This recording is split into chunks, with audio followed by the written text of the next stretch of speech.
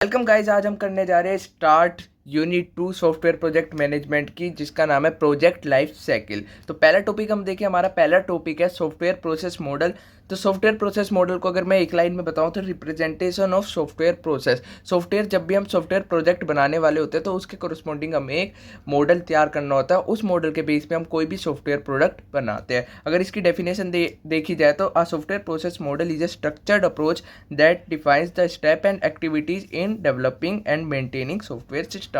और ये structured approach कैसे, अगर आप इसकी स्टेजेस देखे जाए तो पहले आता है फिजिबिलिटी स्टडी, फिर डिज़ाइन, कोडिंग, टेस्टिंग। ऐसा नहीं है कि पहले टेस्टिंग आ गया, कोडिंग आ गया, फिर फिजिबिलिटी स्टडी। नहीं, एक स्ट्रक्चर्ड वे फॉलो करता है, इसलिए इसे हम कहते हैं स्ट्रक्चर्ड वे, स्ट्रक्चर्ड अप्रोच। बात करें नेक्स्ट टॉपिक की, तो नेक्स्ट टॉपिक हमारा चॉइस ऑफ प्रोसेस मॉडल। अब किन फैक्टर्स के बेस पे हम अपना जो मॉडल है वो सिलेक्ट करते हैं। तो पहला है प्रोजेक्ट रिक्वायरमेंट्स। पहले हम देखते हैं कि हमारे प्रोजेक्ट की रिक्वायरमेंट क्या क्या है। जैसे कि अगर हमारे रिक्वायरमेंट है कि हमारा जो प्रोजेक्ट है उसमें ज़्यादा रिस्क हैंडल होना चाहिए, तो हम उसके लिए रिस्क हैंडलिंग के लिए सबसे बेस्ट जो मॉडल होता है वो स्पायरल मॉडल होता है, तब हम स्पायरल मॉडल यूज़ करेंगे। प्रोजेक्ट का साइज़ कैसा है, अगर प्रोजेक्ट का साइज़ स्मॉल है तो हम वाटरफॉल मॉडल ज़्यादा यूज़ करेंगे, क्योंकि वो सिंपल होता है, ईजी टू यूज़ होता है। नेक्स्ट कॉम्प्लेक्सिटी जिसमें हम हैंडल कर पाए वो वाला मॉडल यूज़ करेंगे। नेक्स्ट है हमारा क्लाइंट, जिसमें क्लाइंट का इन्वॉल्वमेंट ज़्यादा हो, जैसे कि आइटरेटिव मॉडल्स होते हैं उनमें क्लाइंट का इन्वॉल्वमेंट ज़्यादा होता है, तो उस समय हम आइटरेटिव मॉडल यूज़ करेंगे। और फिफ्थ फैक्टर, मतलब ये इसमें आता तो नहीं है पर हम कभी कभी कंसीडर कर लिया जाता है कि स्किल और नॉलेज भी देख ली जाती है डेवलपर और टीम मेंबर्स की। मान लो अगर हमें कोई मॉडल पर्टिकुलर यूज़ करना है तो उस मॉडल पे स्किल्स, हमारे एक्सपीरियंस होना चाहिए डेवलपर्स को, उस मॉडल पे पहले उन्होंने वर्क किया होना चाहिए। तो कई बार ये फैक्टर भी हमारा अफेक्ट कर जाता है। वैसे मोस्टली ये फैक्टर अफेक्ट नहीं करता, क्योंकि स्किल्स वर्कर ही हमारी जो कंपनी होती है वो हायर करती है। आगे बढ़ने से पहले मैं आपको एक चीज़ बता देना चाहता हूँ, मैंने प्रीवियस ईयर क्वेश्चन पेपर देखे हैं, उसमें हमारे वाटरफॉल मॉडल, स्पायरल मॉडल और भी कुछ मॉडल्स है वो पूछे गए हैं, पर वो सिलेबस में नहीं है। पर मैं आपको एक बार एडवाइस करूँगा कि आप वो मॉडल्स भी पढ़ लीजिए, क्योंकि मैंने एक 15 मिनट की वीडियो बना रखी सॉफ्टवेयर इंजीनियरिंग वाले में, उसमें 15 मिनट की वीडियो में मैंने 6 मॉडल कंप्लीट करे हैं। तो आप वो वीडियो भी देख लेना, तो आपके सारे मॉडल कंप्लीट हो जाएंगे सॉफ्टवेयर इंजीनियरिंग में भी और सॉफ्टवेयर प्रोजेक्ट मैनेजमेंट भी, क्योंकि कुछ टॉपिक दोनों में सेम है। तो बात करें हम मॉडल्स की, पहला मॉडल है रैपिड एप्लीकेशन डेवलपमेंट। तो रैपिड एप्लीकेशन डेवलपमेंट मॉडल हम क्यों यूज़ करते हैं, क्योंकि हर मॉडल का अपना अपना कोई यूज़ होता है, तो रैपिड एप्लीकेशन डेवलपमेंट का भी अपना कोई यूज़ होगा।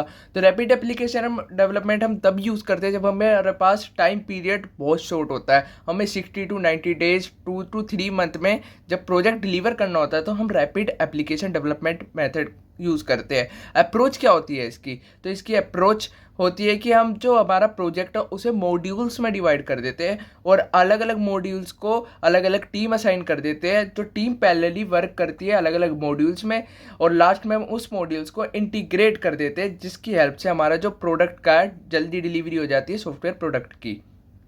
तो चलो पढ़ते हैं इसकी definition. Project can be broken down into small module where each module can be assigned independently to separate teams.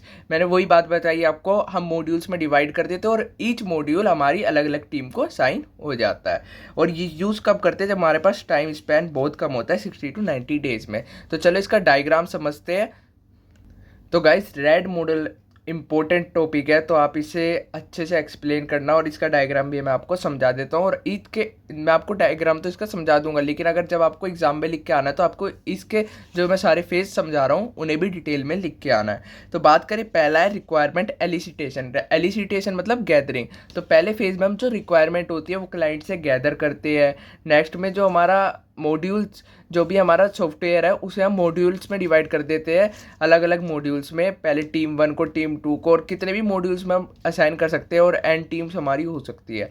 तो ये ईच टीम हमारी पहले ही वर्क करती है ईच मॉड्यूल्स पे, और जब सारे वर्क हो जाता है हमारे मॉड्यूल्स पे, जब हमारा हर मॉड्यूल्स में क्या क्या वर्क होते हैं, हर मॉड्यूल्स में हमारे वर्क होते हैं analyse, design, code and test. और इन फेजेस को मैंने आपको पहले भी कई बार समझा चुका हूँ, तो इसमें अब मैं समझा के वीडियो लंबी नहीं करने वाला हूँ। तो आप इन फेजेस को समझने के लिए हमारी पिछली वीडियोस प्रीफर कर सकते हैं।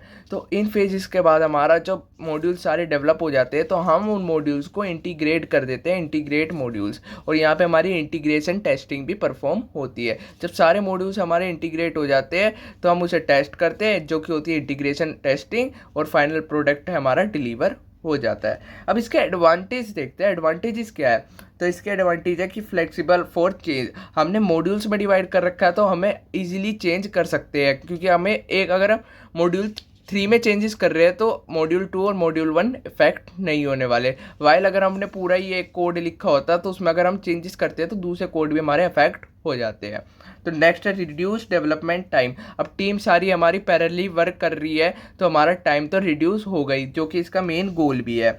रीयूजिबिलिटी, हमारे मॉड्यूल में हमने डिवाइड कर रखा है, तो अगर हमें मान लो ये सम का मॉड्यूल है, ये हमारा मल्टीप्लाई का मॉड्यूल है, अब हमें अलग प्रोजेक्ट में किसी को सम का और मल्टीप्लाई का हमें चाहिए, तो हम इजीली ये मॉड्यूल उसमें यूज़ कर सकते हैं। तो इसमें रीयूजिबिलिटी भी हमारी बढ़ जाती है।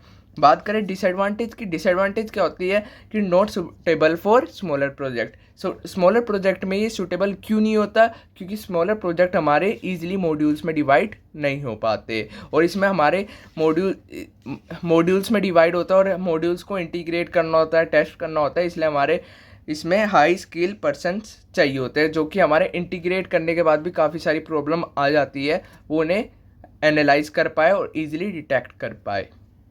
तो नेक्स्ट हमारा आता है agile method, one of the important topic है ये। तो इसका मतलब एजाइल मेथड होता है क्या है, ये भी हमारा तभी यूज़ होता है जब हमें क्विक प्रोजेक्ट का कंप्लीशन चाहिए होता है। इसमें हम कोई ऐसा अप्रोच फॉलो नहीं करते, कोई डॉक्यूमेंटेशन इसमें रिक्वायर्ड नहीं होता, मतलब हम इतना डॉक्यूमेंटेशन नहीं करते, हम सिंपली प्रोजेक्ट बनाते हैं, उसे हम डिलीवर करते हैं और फिर हम यूज़र को देखते हैं, यूज़र हमारा उसमें कोई फीडबैक देता है, फिर उस अप्रोच से हम उसे फिर इंक्रीमेंट करते हैं, फिर बनाते हैं। इसमें हमारी ज़्यादा डॉक्यूमेंटेशन रिक्वायर्ड नहीं होती। अब चलो इसका बात करते हैं इसकी अप्रोच की। तो इसकी फ्लेक्सिबिलिटी होता है adaptable to change in requirement. Time to time अगर हमारे रिक्वायरमेंट चेंज हो रही है तो हम इजीली उसमें कर सकते हैं। अगर इसके बात करें हम अप्रोच की, तो इसमें क्या होता है iterative development. Instead of delivering the entire project at once, agile break it down into smaller pieces called iteration and sprint. तो हम ना स्प्रिंट में डिवाइड कर देते हैं, यानी कि स्प्रिंट होता है एक टाइम पीरियड 1 to 4 मंथ। मान लो हमें 1 मंथ में हमने डिलीवर करना है प्रोडक्ट, तो 1 मंथ में हम प्रोडक्ट डिलीवर करके देंगे, वो होगी हमारी फर्स्ट आइट्रेशन। तो हम उसे डिलीवर करेंगे, फिर हम कस्टमर से फीडबैक लेंगे, कस्टमर हम उस आइट्रेशन में फीडबैक देगा, ये स्टेक होल्डर से फीडबैक लेंगे, फिर हम सेकेंड आइट्रेशन करेंगे, उस फीडबैक के अकॉर्डिंग हम इन्हेंस करेंगे उसे, फिर ऐसी आइट्रेशन, ऐसी हमारी कुछ आइट्रेशन होती है स्प्रिंट वाइज। तो यही होती है हमारी मेन एजाइल मेथड की अप्रोच। और नेक्स्ट आता है कंटिन्यूस फीडबैक। कंटिन्यूस फीडबैक में क्या होता है, agile emphasis regular feedback from stakeholders. हर आइट्रेशन के बाद वो फीडबैक लेते हैं, इंक्लूडिंग कस्टमर्स। स्टेक होल्डर्स में कस्टमर से भी लेते हैं वो, और throughout the development process, पूरे प्रोसेस जब तक प्रोसेस चलता रहता है ये फीडबैक लेते रहते हैं हर आइट्रेशन के बाद। इससे हमारा फ़ायदा क्या होता है, help in refine and improve product. जो भी कमियां हैं हमारी वो इम्प्रूव हो जाती है और प्रोडक्ट हमारा और एनहेंस हो जाता है। बात करते हैं इसकी डेफिनेशन की। यही जो मैंने आपको थ्योरी बताई है वही मैंने इसकी डेफिनेशन में लिखी है, मैंने लिख दिया है कि जिससे इंपॉर्टेंट टॉपिक है आप अच्छे से ईजिली समझ पाओ। Agile method are a way of developing software that focus on being flexible, collaborative, ज़्यादा से ज़्यादा फीडबैक होगा तो कोलैबोरेशन भी ज़्यादा होगा, एंड कस्टमर सेंट्रिक, कस्टमर का इन्वॉल्वमेंट भी बहुत ज़्यादा होता है। हर एक स्प्रिंट के बाद हम कस्टमर का फीडबैक लेते हैं। Instead of trying to plan and build everything at once, एक बार में हम पूरा कोड नहीं लिखते, नहीं तो बहुत टाइम लग जाता है, इसलिए हम कुछ पार्ट जो नेसेसरी पार्ट है वो डेवलप करके हम मार्केट में ले आते हैं। Agile breaks the work into smaller part and deliver them in iterations. मैंने आपको जैसे बताया हर एक आइट्रेशन में हम उसे डिलीवर करते हैं, जैसे कि पहले पार्ट की आइट्रेशन हमने डिलीवर करी, उसके प्रति हमने फीडबैक लिया, फिर उस आइट्रेशन से हमने नेक्स्ट आइट्रेशन बनाई, उसे रिफाइन करा, फिर हमारी नेक्स्ट आइट्रेशन, हम ऐसे ऐसे अपनी आइट्रेशन बढ़ाते जाते हैं। It involves continuous feedback, after each iteration हम फीडबैक लेते हैं from the customers and stakeholder से, allowing for quick adjustment and improvement. मैंने वही बात आपको बताई, हमारा रिफाइन होता है और एनहेंस हो जाता है जो हमारा सॉफ्टवेयर प्रोडक्ट है। Agile emphasize team work, open communication and team work. Open communication मैंने 2 बार लिख दिया तो एक बार आप काट देना guys. Team work, open communication and focus on delivery high quality software. जितना ज़्यादा रिफाइन होगा उतना ज़्यादा हमारा जो प्रोडक्ट है वो हाई क्वालिटी का होगा, दैट मीट कस्टमर नीड्स। जो भी हमारे कस्टमर की रिक्वायरमेंट होगी, क्योंकि शुरुआत में ही हमारे कस्टमर को अपनी रिक्वायरमेंट ज़्यादा नहीं पता होती, तो टाइम टू टाइम उसे रिक्वायरमेंट अपनी चेंज करानी होती है। तो हर इटरेशन के बाद अगर कोई रिक्वायरमेंट उसे चेंज चाहिए तो हम करके देते हैं, जो भी हमारे टीम मेंबर्स होते हैं, डेवलपर्स होते हैं, तो कस्टमर की नीड में पहुँचता है। तो बात करें इसके डिसएडवांटेज क्या है। अब इसके भी तो कुछ डिसएडवांटेज होते हैं।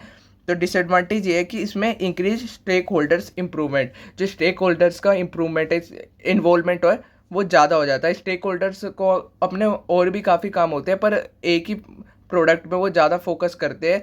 इससे उनका काम जो है हम थोड़ा हार्ड कर देते हैं, स्टेक होल्डर्स का ज़्यादा इन्वॉल्वमेंट हो जाता है। और बात करें सेकंड पॉइंट की, सेकंड पॉइंट है इसमें लेस डॉक्यूमेंटेशन होता है। इसमें हम इतना डॉक्यूमेंटेशन नहीं करते हैं, जिसकी वजह से कॉम्प्लेक्सिटी और कंफ्यूजिंग के चांस भी ज़्यादा बढ़ जाते हैं।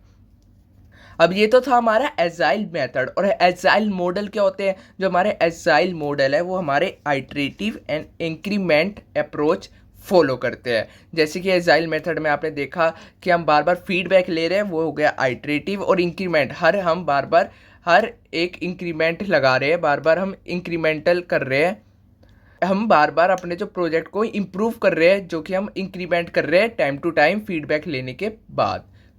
जैसे कि आपने पढ़ा था HDLC मॉडल में काफ़ी सारे मॉडल आते हैं, waterfall model, spiral model, evolutionary model. ऐसे ही हमारा एजाइल HDLC मॉडल्स में भी काफ़ी सारे मॉडल आते हैं। स्क्रम आता है, लर्न सॉफ्टवेयर डेवलपमेंट आता है, FTD आता है, एक्सट्रीम प्रोग्रामिंग आता है। इसमें 2 टॉपिक आपके जो है वो ज़्यादा डिटेल में, बाकी मैं आपको थोड़ा बता देता हूँ। अगर ये आया तो आप इसमें लिख के आ सकते हो।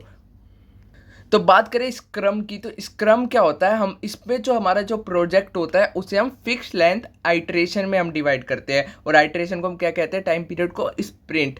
यानी कि हम 1 से लेके 4 वीक तक कोई भी हम टाइम पीरियड सेलेक्ट कर सकते हैं। और फिर हम जैसे आपने सेलेक्ट करा 1 वीक, तो आफ्टर एवरी 1 वीक हम उसमें एक आइटरेशन लेंगे। और आफ्टर 1 वीक आइटरेशन के बाद हम उसमें फीडबैक लेंगे और उस फीडबैक को हम इम्प्लीमेंट करेंगे।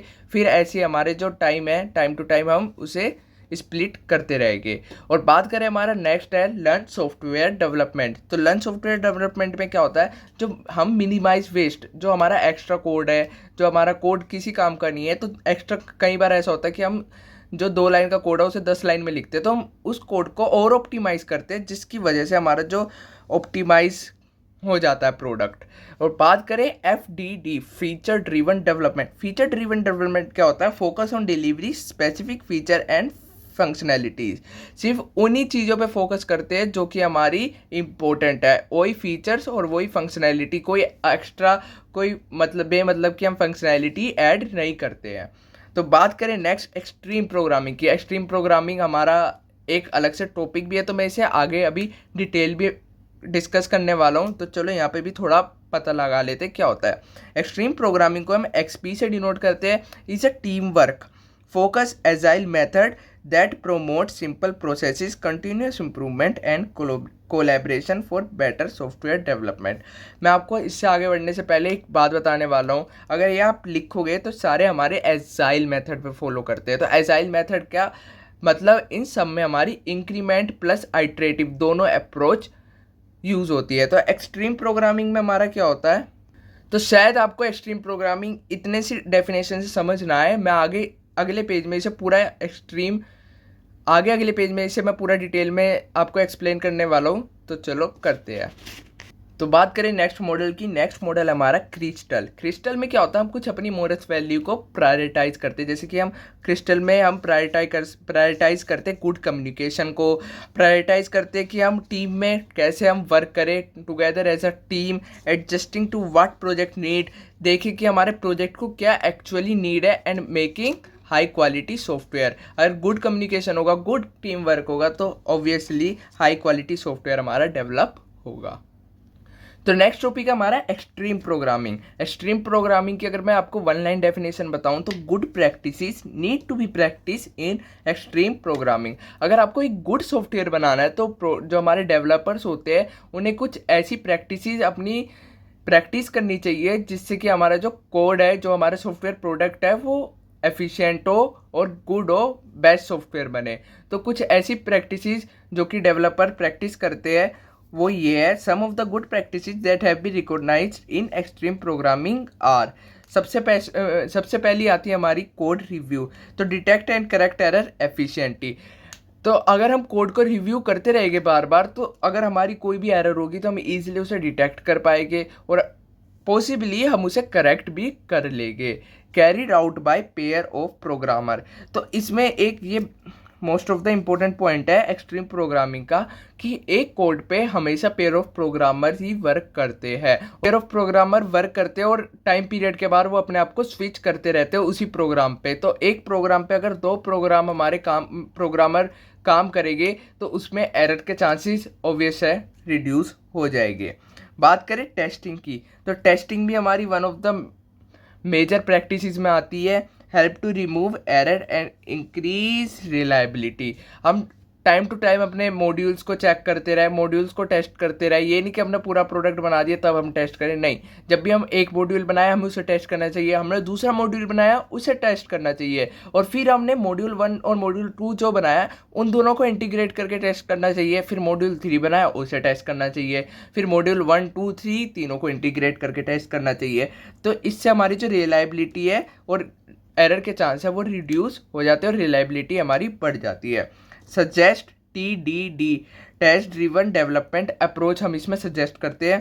TDD क्या होता है कि इसमें हम टेस्ट केसेस जो है अपने कोड लिखने से पहले हम टेस्ट केसेस डिफाइन कर लेते हैं, जिससे कि हम उस टेस्ट केस के बेस पे पूरा कोड डिफाइन कर पाए और लिख पाए।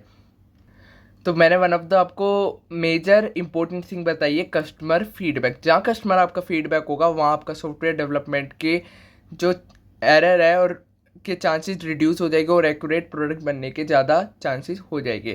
तो नेक्स्ट हमारी प्रैक्टिस है इंक्रीमेंटल डेवलपमेंट। तो इंक्रीमेंटल डेवलपमेंट क्या होता है? Customer feedback is gain after every iteration हम कस्टमर का फीडबैक लेते हैं, जिससे कि हम एक आइट्रेटिव के बाद जब नेक्स्ट हमारा फीडबैक लेते हैं तो हम एक इंक्रीमेंट करते हैं उसमें और कुछ नया एक्स्ट्रा ऐड करके देते हैं। तो इसलिए हम कहते हैं इंक्रीमेंटल डेवलपमेंट हमारा ज़रूरी है। इंक्रीमेंटल डेवलपमेंट हमारा एजाइल मेथड में आता है। तो नेक्स्ट हमारा सिंप्लिसिटी। सिंप्लिसिटी क्या है? टेस्ट और डिबग इजी। जितना ज़्यादा हमारा सिंपल कोड होगा उतना ज़्यादा ईजिली होगा उसे हम टेस्ट करना और डिबग करना, उतना ज़्यादा हमारा इजी हो जाएगा। नेक्स्ट हमारा आता है डिज़ाइन।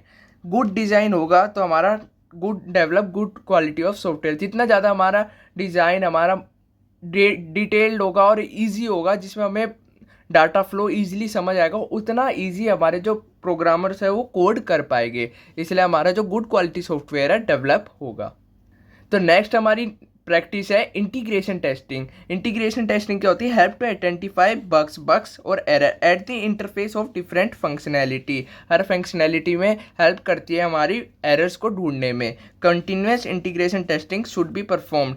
हमारी कंटिन्यूस इंटीग्रेशन टेस्टिंग परफॉर्म होनी चाहिए। जैसे कि मैंने आपको बताया, अगर हमने मॉड्यूल 1 मॉड्यूल 2 हमने बनाया है तो उन दोनों का इंटीग्रेट करके उसकी टेस्टिंग करो। फिर मॉड्यूल 3 बनाया तो मॉड्यूल 1 मॉड्यूल 2 मॉड्यूल 3 की इंटीग्रेट टेस्टिंग करो और मॉड्यूल 2 और मॉड्यूल 3 की इंटीग्रेशन टेस्टिंग करो, जिससे हमारे एरर का जो चांस है वो रिड्यूस हो जाएगी काफ़ी हद तक। तो बात करें हमारी एप्लीकेशन की, तो एक्सट्रीम प्रोग्रामिंग की एप्लीकेशन क्या होती है? ये हमारा स्मॉल प्रोजेक्ट्स के लिए यूज़ होता है। जितना ज़्यादा स्मॉल प्रोजेक्ट होगा उतनी हमारी स्मॉल टीम होगी। स्मॉल टीम होगी तो हमारे फेस टू फेस मीटिंग के चांसेस भी बढ़ जाएगा और फेस टू फेस मीटिंग में हमारा जो फीडबैक है, जो भी हमारी कोई कम्युनिकेशन है वो ज़्यादा बढ़ जाता है और जिससे हमें रिक्वायरमेंट जो हमारे प्रोग्रामर्स को है और अच्छे से समझ आती है और अच्छा हमारा जो सॉफ्टवेयर है वो डिलीवर होता है। Project involving new technology need to change frequently.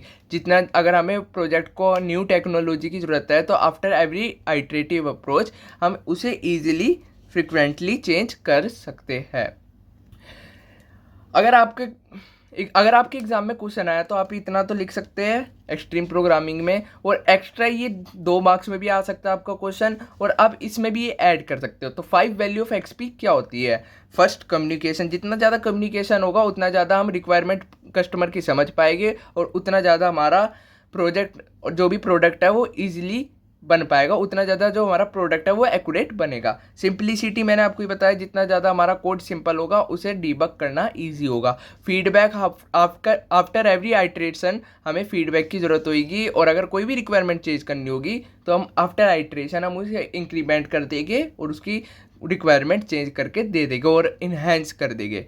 Courage and respect नई चीज़ है आपके लिए। तो करेज मैं बता देता हूँ। करेज आपको मैं ऐसे डिफाइन करता हूँ, अगर आपका कोई प्रोग्रामर है, उसने पहले एक टाइप के प्रोजेक्ट पे काम नहीं करा, पर उसे मैनेजर ने वो प्रोजेक्ट डिफाइन कर दिया, उसे प्रोजेक्ट वो दे दिया, तो उसमें इतना करेज होना चाहिए कि वो नई चीज़ सीखे और उस प्रोडक्ट पे वर्क करे। And respect every team member, जो भी सुपीरियर होता है और सबऑर्डिनेट, जितने भी सीनियर होते हैं, जितने भी जूनियर होते हैं, उन सबको एक दूसरे की रिस्पेक्ट करनी चाहिए, जिससे कि हमारी टीम में टीम वर्क अच्छा होता है और हमारा जो प्रोडक्ट है उसके अच्छे होने के, गुड क्वालिटी प्रोडक्ट डिलीवर होने के चांसेस इंक्रीज हो जाते हैं। तो नेक्स्ट हमारा मोस्ट इंपॉर्टेंट टॉपिक है डायनेमिक सिस्टम डेवलपमेंट मेथड, जिसे हम कहते हैं DSTM। तो इसकी अगर हम बात करें तो ये भी हमारा एजाइल फ्रेमवर्क फॉलो करता है, और एजाइल फ्रेमवर्क में क्या होता है, हमारा आइटरेटिव प्लस इंक्रीमेंटल अप्रोच होती है, और एम्फेसिंग कोलैबोरेशन हमारा ये इंक्रीज करता है। तो क्या डिफरेंस है इसमें और एक्सट्रीम वैल्यू में? तो चलो बात करते हैं इसकी डेफिनेशन की। It encompasses not only development practice, जो हमारा एक्सट्रीम प्रोग्रामिंग है वो सिर्फ डेवलपमेंट प्रैक्टिस में ही हमारा फोकस करता है, सिर्फ डेवलपमेंट में ही फोकस करता है, पर ये but also address area such as project management, ये अलग अलग फील्ड में भी हमारा फोकस करता है, जैसे कि प्रोजेक्ट मैनेजमेंट हो गया, गवर्नेंस हो गया, एंड बिजनेस एनालिसिस एस्टिमेशन, जिसकी हम बात करने वाले हैं, उसमें भी हमारा ये फोकस करता है।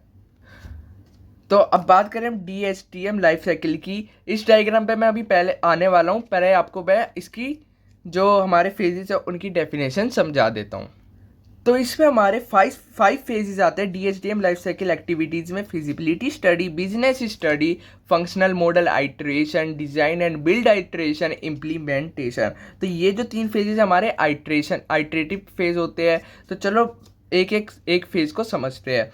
तो फिजिबिलिटी स्टडी में क्या आता है? तो फिजिबिलिटी स्टडी में हम चेक करते हैं कि प्रोजेक्ट हमारे DSTM मॉडल के लिए सूटेबल है या नहीं है, उसकी हम रिक्वायरमेंट अंडरस्टैंड करते हैं और उसमें कंस्ट्रेंट देखते हैं कि हमारे DSTM के लिए सूटेबल है या नहीं है।